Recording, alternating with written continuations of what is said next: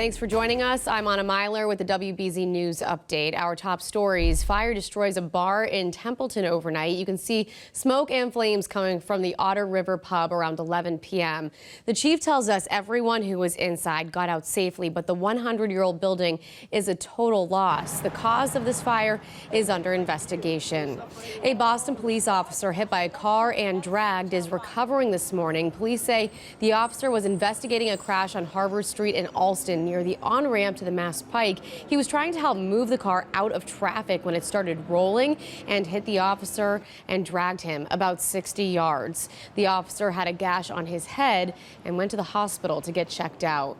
Dozens of nurses who provide cancer care in the Merrimack Valley staged a one-day strike asking for pay similar to what their counterparts are making in Boston. They voted to unionize last summer and are negotiating their first contract, but the two sides have yet to reach an agreement. Dana-Farber hired outside nurses to care for patients through Friday. That means striking nurses won't be allowed back in the building until Monday.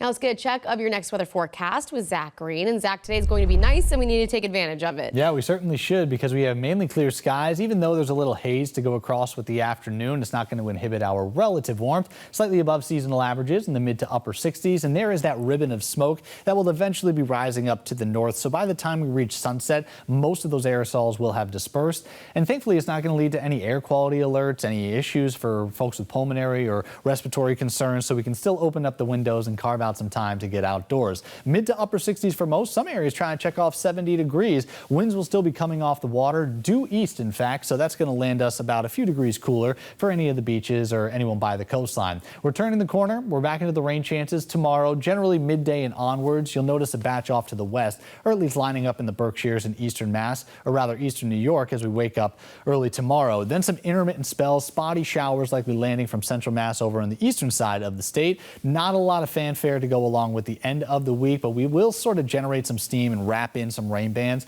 as we wake up on Saturday morning. So the biggest effect will be down towards Buzzards Bay, Cape Cod and the islands, just generally around brunch time. And then once we move off into the Pike, showers are likely, just more intermittent chances. Mainly dry around the Massachusetts and New Hampshire border, and we got a lot to look forward to on Sunday. On mostly sunny skies, mid to upper 70s, and that's the trend for early next week. All right, Zach, thank you. This has been a WBZ News Update. Have a great day.